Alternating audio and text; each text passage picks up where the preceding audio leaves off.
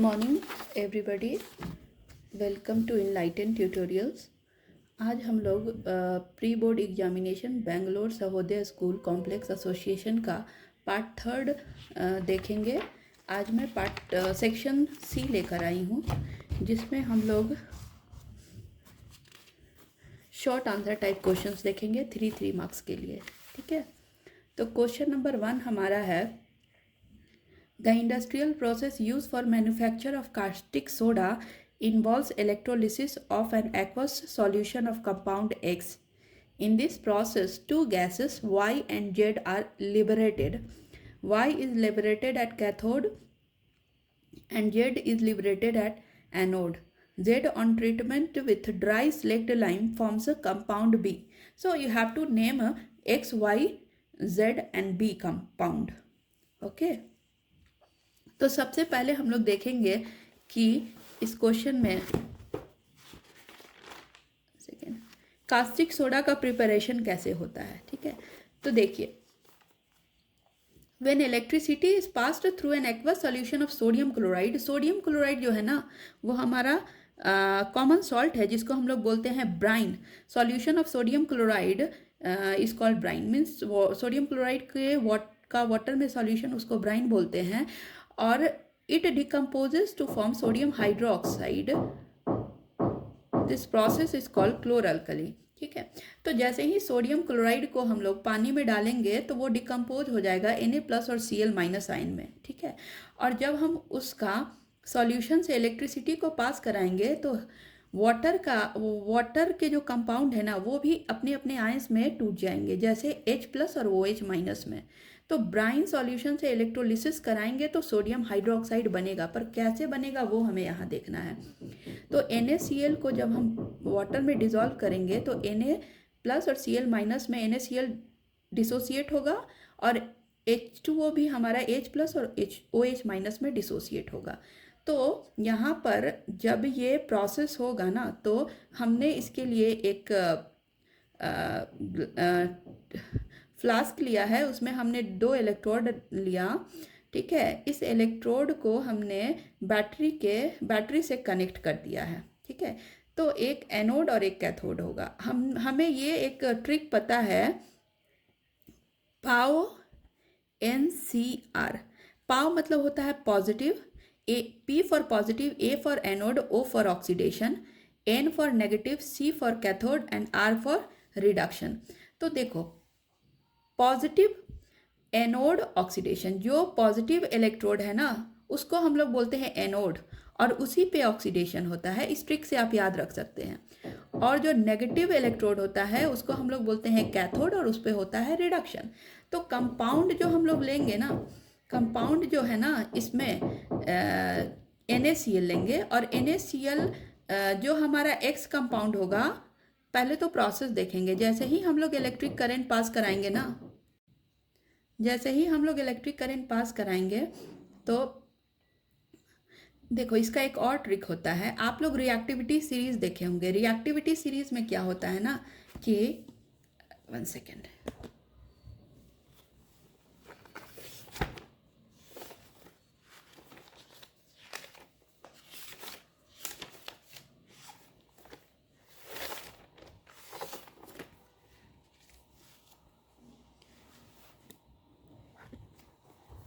देखिए, reactivity series में हमें पता है कि सोडियम सबसे रिएक्टिव है, पोटेशियम, उसके बाद सोडियम, कैल्शियम, मैग्नीशियम, उसके बाद हाइड्रोजन, कॉपर, मरकरी। तो रिएक्टिविटी सीरीज में देखो, जो ऊपर है वो सबसे ज़्यादा रिएक्टिव है, नीचे वाले लेस रिएक्टिव है। तो हाइड्रोजन से मोर रिएक्टिव सोडियम है। ठीक है, तो सोडियम इतना रिएक्टिव है तो वो क्या होगा ना, वो सॉल्यूशन में ही रहना चाहेगा, क्योंकि वो मोर रिएक्टिव है। Hydrogen is comparatively less reactive than sodium. So hydrogen जो है ना, वो यहाँ पर पॉजिटिव इलेक्ट्रोड पे आ जाए, नेगेटिव इलेक्ट्रोड पे आ जाएंगे, मतलब कैथोड पे आ जाएंगे। कैथोड पे बहुत सारे नेगेटिव चार्ज हैं, इसलिए हाइड्रोजन अपने इलेक्ट्रॉन्स को गेन करने के लिए आएगा, बिकॉज उसके पास इलेक्ट्रॉन्स की कमी है, इसलिए वो नेगेटिव इलेक्ट्रोड पे आएगा। और एक हाइड्रोजन, फिर दो हाइड्रोजन जुड़ के फिर H2 गैस बनकर निकल जाएगा। Similarly it will be in the case of anode. Anode पे पॉजिटिव चार्ज है और पॉजिटिव चार्ज के कारण सारे नेगेटिव इलेक्ट्रॉन्स इस पे आएंगे। जैसे कि क्लोरीन Na+ और Cl- में टूटेगा तो क्लोरीन जो है ना वो फिर से इस पॉजिटिव इलेक्ट्रोड पे आएगा, क्योंकि इस पे एक्स्ट्रा इलेक्ट्रॉन है तो वो इलेक्ट्रॉन को लूज करने आएगा। ठीक है, अब आप सोच रहे होइएगा कि OH- क्यों नहीं जा रहा है, क्लोरीन ही क्यों जा रहा है। तो इसके लिए हमें इस चीज़ को क्लास 11th और 12th में पढ़ना पड़ेगा डिस्क्राइब में। लेकिन अभी मैं फिर से आपको एक ट्रिक बताती हूँ जिससे आप पता कर पाएंगे कि कौन जाएगा। देखो, हमने तो वो मेटल के लिए बताया कि sodium, potassium, calcium, magnesium, hydrogen, copper, mercury ऐसे लेस रिएक्टिव है। ठीक है, अब हम देखेंगे कि कुछ आयंस का। ठीक है, जैसे कि देखो, सुनो कैलिबर IOH, सुनो मीन्स सल्फेट। ठीक है, N for nitrate, Cl for chlorine, Br for bromine, I for iodine, OH for hydroxide. तो आप देखो इसमें आपको इस यहाँ पे एक अगेन एक रिएक्टिविटी सीरीज दिख रहा होगा जहाँ पे chlorine is more reactive than OH। OH-, यहाँ पे क्लोरीन जो है ना, क्लोरीन जो है ना वो पहले निकलेगा, OH- जो है ना वो सॉल्यूशन में ही रहेगा। ठीक है, क्योंकि यहाँ पर सबसे पहले सल्फेट बाहर निकलेगा, फिर नाइट्रेट, फिर क्लोरीन, फिर ब्रोमीन, फिर आयोडीन, फिर OH-। तो OH- हमारा सॉल्यूशन में ही रह जाएगा, क्लोरीन ऊपर है इसलिए वो बाहर निकल जाएगा। आप ऐसे भी समझ सकते हो कि अगर आपको दौड़ने के लिए कहा जाए तो आप अकेले ज़्यादा तेज़ दौड़ पाओगे और अपने फ्रेंड के साथ दौड़ने के लिए कहा जाए तो आपकी स्पीड कम हो जाएगी। सिमिलरली क्लोरीन जो है ना वो अकेले तेज दौड़ पा रहा है, तो क्लोरीन है ना ये एनोड पे आकर और Cl, 2 क्लोरीन, एक क्लोरीन आएगा, फिर दूसरा क्लोरीन आएगा और दोनों क्लोरीन मिलकर Cl2 गैस बनाएंगे और वो बाहर निकल जाएंगे। तो हमारा यहाँ पे जो क्वेश्चन है उसमें पूछ रहा है कंपाउंड X क्या है, तो compound X is our NaCl। Compound Y क्या है, कंपाउंड Y जो है ना वो H2 गैस है, क्योंकि वो कैथोड से बाहर निकल रहा है और वो H2 गैस होगा। And compound Z is our chlorine gas. ठीक है, अब यहाँ पे है कि व्हेन Z जो है ना कंपाउंड जो हमारा क्लोरीन आया है Cl2 gas is treated with slagged lime. तो स्लैग्ड लाइम हमें पता है CaOH2 है, और उसको जब हम क्लोरीन से रिएक्ट कराएंगे तो हमारा बनेगा ब्लीचिंग पाउडर। ठीक है, कैल्शियम ऑक्सीक्लोराइड उसको बोलते हैं। तो हमारा जो कंपाउंड बनेगा नया वो बनेगा कैल्शियम हाइड्रोक्साइड, जिसको हम लोग ब्लीचिंग पाउडर बोलते हैं। ठीक है, अब इसी क्वेश्चन का पार्ट 2 है, right the balanced reaction showing the formation of a acidic salt. तो सबसे पहले हमें पता करना है कि व्हाट इज एसिडिक सॉल्ट। तो एसिडिक सॉल्ट ऐसे सॉल्ट हैं जो कि एसिडिक नेचर के होते हैं। एसिडिक सॉल्ट को बनाने के लिए हमें स्ट्रॉन्ग एसिड और वीक बेस को रिएक्ट कराना पड़ता है। ठीक है, so when strong acid reacts with a weak base तब हमारा बनेगा सॉल्ट, और ये सॉल्ट एसिडिक नेचर का होगा। तो इसके लिए एक एग्जाम्पल मैं लाई हूँ, HCl is our strong acid. ठीक है, ये हमारा स्ट्रॉन्ग एसिड है, और ammonium hydroxide is our weak base. तो HCl को जब हम लोग अमोनियम हाइड्रोक्साइड से ऐड कराएंगे तो बनेगा अमोनियम क्लोराइड, जो कि हमारा एक एसिडिक सॉल्ट है, और हमारा बनेगा वाटर। ठीक है, तो इस रिएक्शन को हम यहाँ पर लिख सकते हैं। नाउ क्वेश्चन नंबर 28 हमारा है कि सी हियर, क्वेश्चन नंबर 28 है, 2 ores A and B were taken. On heating, ore A gives carbon dioxide and ore B gives SO2 molecules. ठीक है, what process or steps will you take to convert them into metals? With the help of electron transfer, show the process of formation of magnesium oxide. ठीक है, तो हमें इस question में देखना है कि यहाँ पे देखिए क्या है कि if ore A produces carbon dioxide when heated it's a carbonate ore, क्योंकि हमने पढ़ा है कि जो भी कार्बोनेट ओर है ना वो कार्बन डाइऑक्साइड देंगे हीट करने पर। ठीक है, तो कोई भी ओर कार्बोनेट ओर अगर है ना तो उसको हीट करेंगे तो कार्बन डाइऑक्साइड मिलेगा, और ore B produces sulphur dioxide when heated it's a sulphide ore. अगर कोई और जो कि हीट करने पर सल्फर डाइऑक्साइड दे रहा है मीन्स वो सल्फाइड ओर होगा। यहाँ से हमें ये बात क्लियर है। ठीक है, अब हम लोग देखेंगे कि कैल्सिनेशन होता क्या है। So for carbonate ores heat the ore in the absence of air. देखो हमें पता नहीं चलेगा कि क्या कब एब्सेंस करना है एयर का, कब प्रेजेंस करना है। तो एक ट्रिक है, देखो यहाँ पे कार्बोनेट, कार्बोनेट में ए आ रहा है ना, CAR, so AR means absence of air. So for carbonate ore heat the ore in the absence of air, air के एब्सेंस में कार्बोनेट ओर को हीट करेंगे तो हमें मिलेगा metal oxide plus carbon dioxide. ठीक है, फॉर एग्जाम्पल अगर हम जिंक कार्बोनेट को हीट करते हैं ना, तो हीट क्यों करेंगे, कब करेंगे, in the absence of air, because here carbonate is there no. So a for carbonate में जो ए आ रहा है मीन्स एब्सेंस हो जाएगा एयर का। So zinc carbonate can be converted into zinc oxide and carbon dioxide. ठीक है, अब नेक्स्ट हम लोग देखेंगे रोस्टिंग। रोस्टिंग में क्या होता है ना कि ये roasting is mainly for sulphide ore. देखिए यहाँ पे एस है तो आप सल्फाइड ओर्स को समझ जाओगे, यहाँ पर कार्बोनेट है मतलब कैल्सिनेशन में सी आ रहा है मीन्स कार्बोनेट ओर के लिए, रोस्टिंग में एस आ रहा है मीन्स सल्फाइड ओर के लिए, और एब्सेंस ऑफ एयर यहाँ पे होगा और इसमें ऑक्सीजन के प्रेजेंस में हम लोग हीट करेंगे। So for sulphide ores heat the ore in the presence of oxygen to convert it into metal oxide and sulphur dioxide.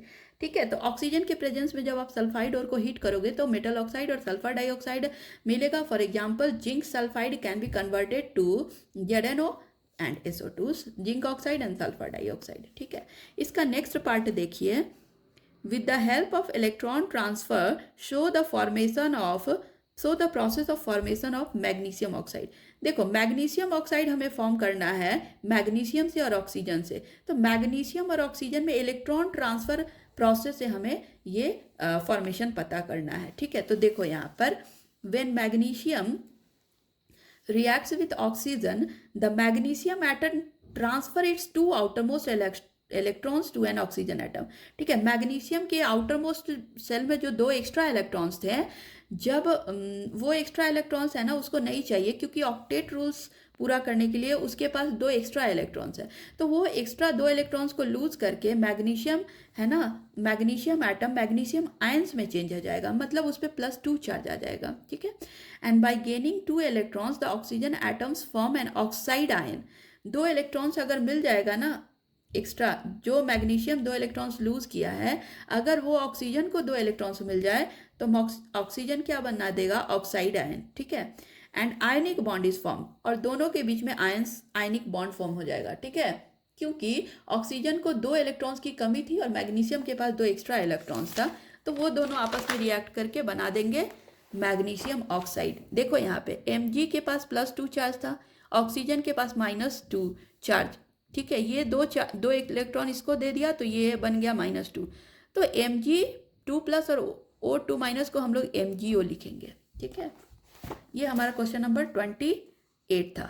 Now question number 29, set up a Punnett square using the following information. हमें एक Punnett square बनाना है और इस information को लेकर। ठीक है, तो सबसे पहले हम लोग इसके लिए क्या करेंगे ना कि dominant allele for tall plants. देखो पेरेंट्स हमें लेना है टॉल और पर्पल। यहाँ पे उन्होंने क्या कहा है कि dominant allele for tall plants, recessive allele for short plants, dominant allele for purple flowers and recessive allele for white flowers.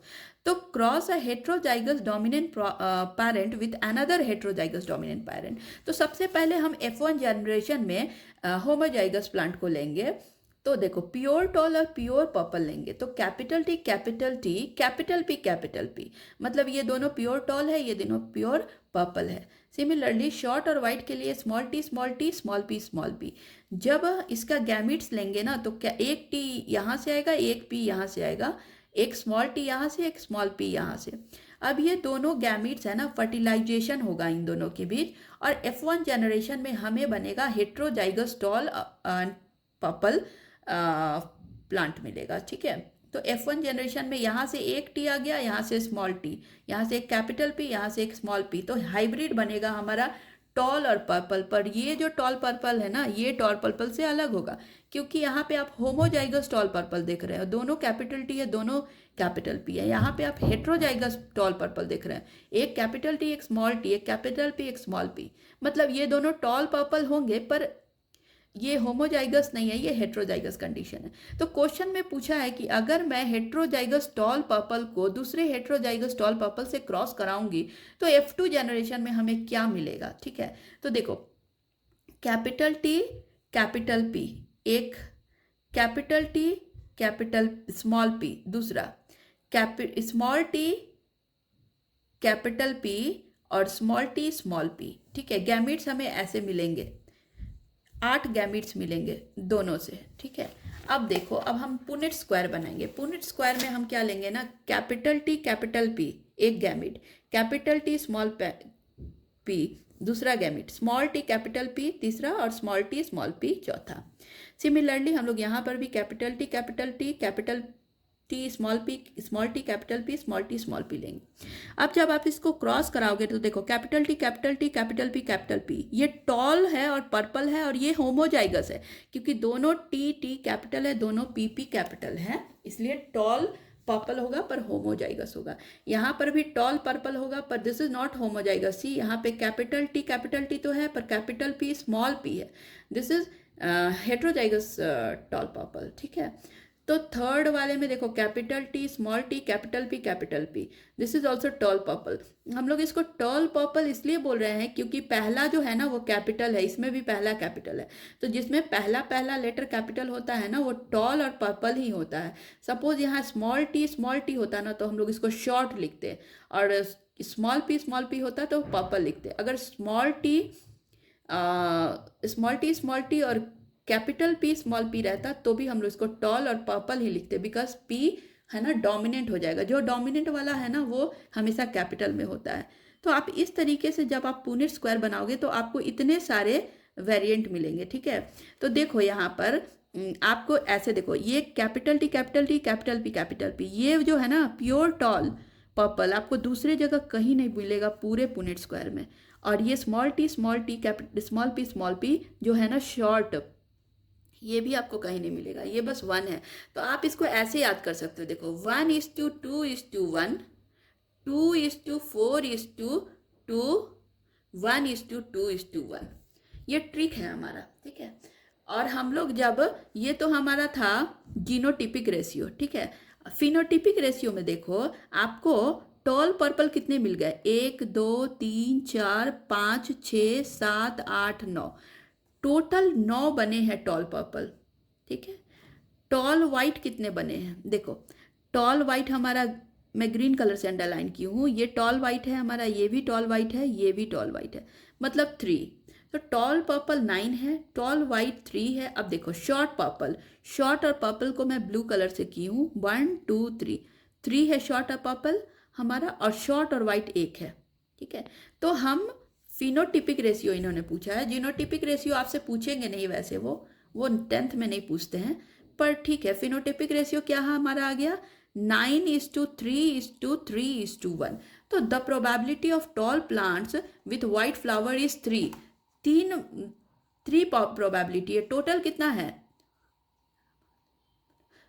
16 में 3 चांसेस है कि आपको white tall plants with white flowers मिले, ठीक है। यहाँ पे देखो टॉल वाइट 3, ठीक है। Now question number 30, name the below figure shows a section through the heart, ठीक है। Name the parts labelled A and B, आपको यहाँ पे पार्ट बताना है A and B, आपको इसकी लेबलिंग करनी है। तो देखो ये हमारा एक हार्ट का स्ट्रक्चर है, हार्ट के स्ट्रक्चर को जब आप देखोगे ना तो यहाँ पे हमारा है क्या, यहाँ से हमारा वेना कैवा हार्ट में आता है, वेना कैवा है ना राइट ऑरिकल में आएगा, फिर उसके बाद वेंट्रिकल में चला जाएगा ब्लड हमारा, ठीक है। राइट वेंट्रिकल में जाने के बाद वो पल्मोनरी आर्टरी से लंग्स में जाएगा, लंग्स से फिर वो पल्मोनरी वेन्स के द्वारा आएगा लेफ्ट ऑरिकल में, और लेफ्ट ऑरिकल से फिर से वो लेफ्ट वेंट्रिकल्स में ब्लड आएगा, और लेफ्ट वेंट्रिकल से फिर पूरे बॉडी में हमारा ब्लड चला जाएगा। तो यहाँ पे उन्होंने लेबलिंग पूछा है, तो देखो यहाँ पे पल्मोनरी वेन से हमारा ऑक्सीजनेटेड ब्लड आएगा हार्ट के लेफ्ट वेंट्रिकल में, ठीक है। तो ये हमारा हो गया पल्मोनरी वेन। सी वाला हमारा हो गया लेफ्ट वेंट्रिकल में, देखो लेफ्ट ऑरिकल से लेफ्ट वेंट्रिकल में ब्लड आया, ठीक है। पल्मोनरी वेन से लेफ्ट ऑरिकल में, लेफ्ट ऑरिकल से लेफ्ट वेंट्रिकल में, ठीक है। अब देखो यहाँ पे आपको 2 वाल्व दिख रहा होगा, वाल्व वो ऐसा जगह है ना जो ब्लड के बैक फ्लो को रोकता है, ठीक है। तो एक यहाँ पे वाल्व जो है ना वो पल्मोनरी वाल्व बोलते हैं, क्योंकि ये पल्मोनरी आर्टरी में लगा है, ठीक है। ये आर्टरी से जो ब्लड जा रहा था लंग्स में उसके बैक फ्लो को रोकता है कि दोबारा वो वापस नहीं आ जाए।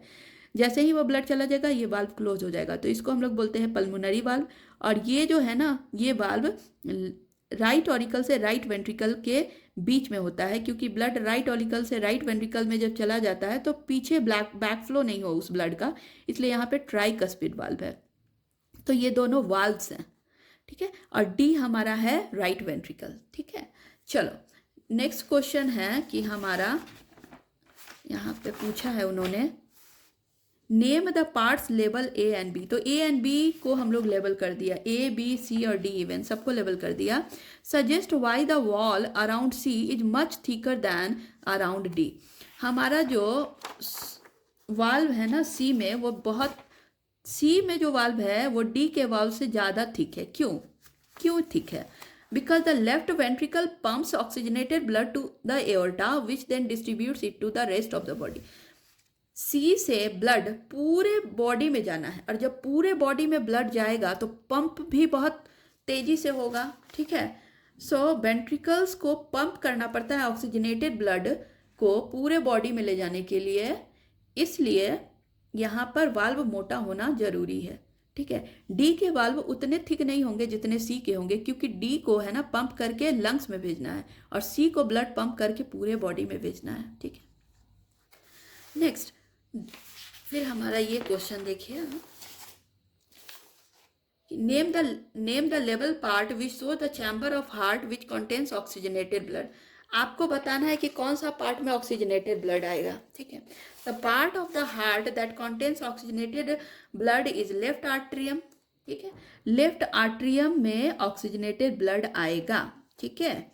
देखो यहाँ पे ऑक्सीजनेटेड ब्लड पल्मोनरी वेन्स के थ्रू लेफ्ट आर्ट्रियम में आएगा, लेफ्ट आर्ट्रियम से लेफ्ट वेंट्रिकल में, लेफ्ट वेंट्रिकल से पूरे बॉडी में, ठीक है। तो उन्होंने बताया कि the part of heart that contains oxygenated blood is the left atrium which receives oxygenated blood from the pulmonary veins, जो हमने आपको पिक्चर से दिखाया है, ठीक है ना। देखो पल्मोनरी वेन से पल्मोनरी लेफ्ट आर्ट्रियम में ब्लड आएगा ऑक्सीजनेटेड, ठीक है। नेक्स्ट क्वेश्चन है हमारा, और में क्वेश्चन है, sometimes doctor inject medicine directly into our blood stream, where do they inject, in the arteries और इन वेन, व्हाई। तो डॉक्टर जो है ना हमारे इंजेक्शन हमारे ब्लड स्ट्रीम में देते हैं, तो कौन से वेन्स में देंगे, ब्लड स्ट्रीम में, आर्टरी में या वेन्स में, और क्यों देंगे। तो देखो इसके लिए देखो, doctors inject medicine directly in our blood stream into veins not arteries, ठीक है। वेन्स में into veins not arteries, because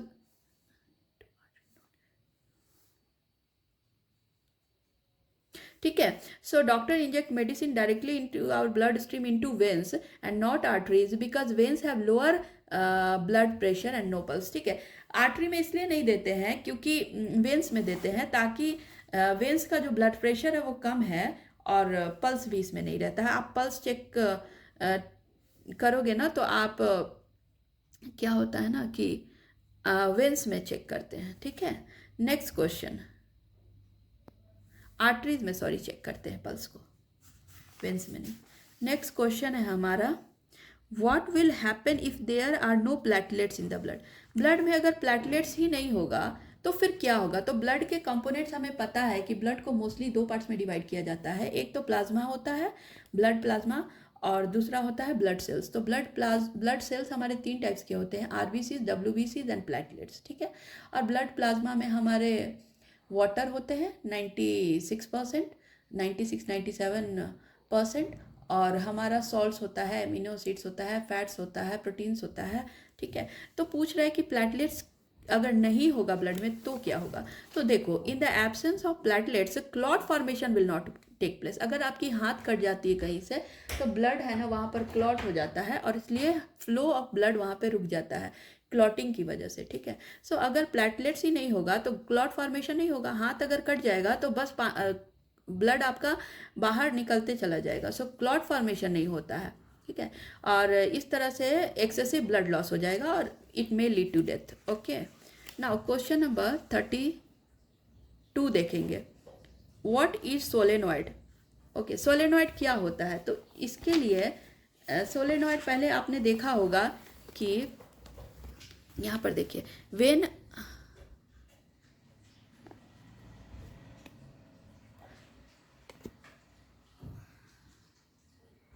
When current is passed through the circular coil of spiral shape, it behaves as a bar magnet called solenoid.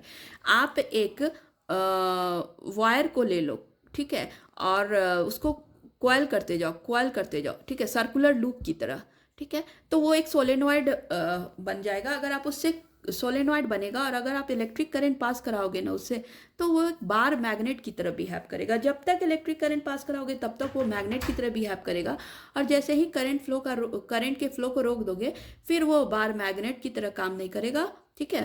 सो वही पूछ रहा है कि what is solenoid. So when current is passed through a circular coil of spiral shape, it behaves as a bar magnet called solenoid, ठीक है।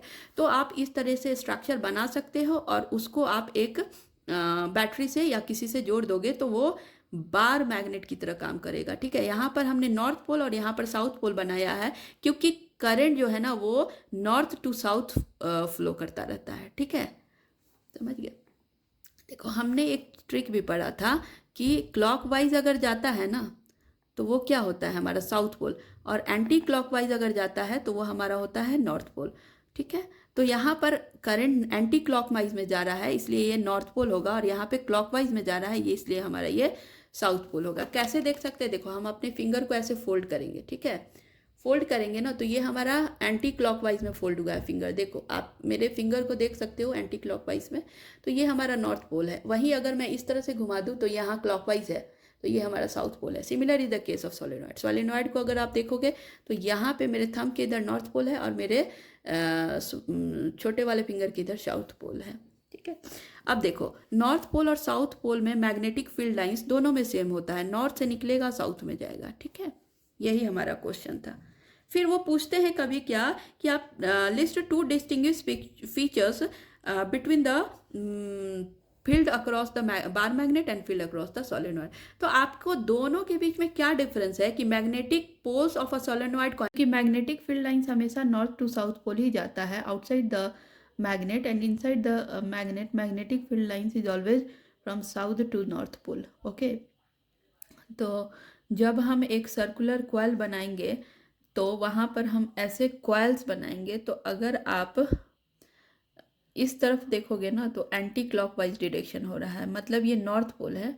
अगर आप back side ले लोगे तो वो क्लॉकवाइज हो रहा है, मतलब ये साउथ पोल है।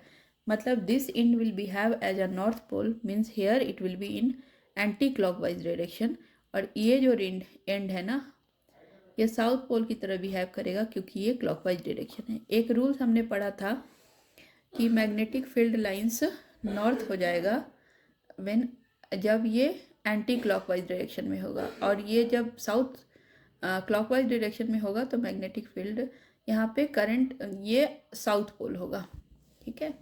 अब यहाँ पे एक और क्वेश्चन है कि ड्रॉ, ठीक है, तो यहाँ पर कभी कभी ये पूछ सकते हैं कि list 2 distinguish feature between the 2 fields like the magnetic field in a bar magnet and magnetic field in a solenoid. तो बार मैग्नेट का जो मैग्नेटिक फील्ड है उसको तो हम चेंज नहीं कर सकते, उसके स्ट्रेंथ को ना हम इंक्रीज कर सकते हैं और ना ही डिक्रीज कर सकते हैं, but magnetic poles of a solenoid can be changed, ठीक है। जितना ज़्यादा लूप को बढ़ाएंगे मैग्नेटिक पोल्स और मैग्नेटिक फील्ड उतना ज़्यादा बढ़ जाएगा। फिर strength of the magnetic field can also be increase और डिक्रीज बाई इंक्रीजिंग और decreasing the magnetic field lines, ठीक है। अब हमारा एक लास्ट क्वेश्चन है, an object of height 4.5 centimetre is placed 12 centimetre away from a diverging mirror of focal length 15 centimetre, find out the location of the image and the magnification, ठीक है। तो इसके लिए सबसे पहले हमको ये देखना होगा कि इस क्वेश्चन में हाइट ऑफ ऑब्जेक्ट उन्होंने 4.5 सेंटीमीटर दिया है, ठीक है। ऑब्जेक्ट का डिस्टेंस उन्होंने 12 सेंटीमीटर दिया है, तो हमें इमेज डिस्टेंस निकालना है, और फोकल लेंथ दिया है 15 सेंटीमीटर। तो इसके लिए हमें पता है कि मिरर फॉर्मूला हमें पता है कि 1/f is equal to 1/v plus 1/u होता है, ठीक है। सो 1/f की जगह पे हम 1/15 लिख सकते हैं, 1/v plus see here object का डिस्टेंस हमने नेगेटिव लिया है क्योंकि ऑब्जेक्ट हमेशा left side of the mirror रहेगा।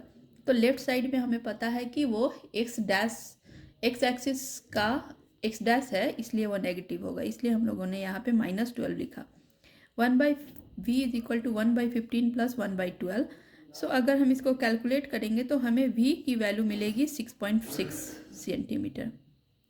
ठीक है, अब उन्होंने पूछा है मैग्नीफिकेशन क्या है, इमेज का मैग्नीफिकेशन क्या है। तो हमें पता है कि m is equal to -v/u, mirror formula से magnification is equal to -v/u होता है। तो हम माइनस v का वैल्यू 6.6 सेंटीमीटर बाई u का वैल्यू है हमारा -12 सेंटीमीटर। अगर हम डेसिमल को हटाएंगे तो यहाँ पे एक ज़ीरो आएगा, और इसको जब आप सॉल्व करोगे ना तो आ जाएगा 0.55। सो मैग्नीफिकेशन हमारा आएगा 0.55। ठीक है, तो आज के सेशन में हमने क्या देखा है कि हमने सेक्शन सी सॉल्व किया है, ये previous year question paper Bangalore Sahodaya schools का। ठीक है, तो वीडियो को लाइक कीजिए, सब्सक्राइब कीजिए, और नेक्स्ट वीडियो सेक्शन डी के लिए मैं जल्द ही लेकर आऊँगी। Thank you so much.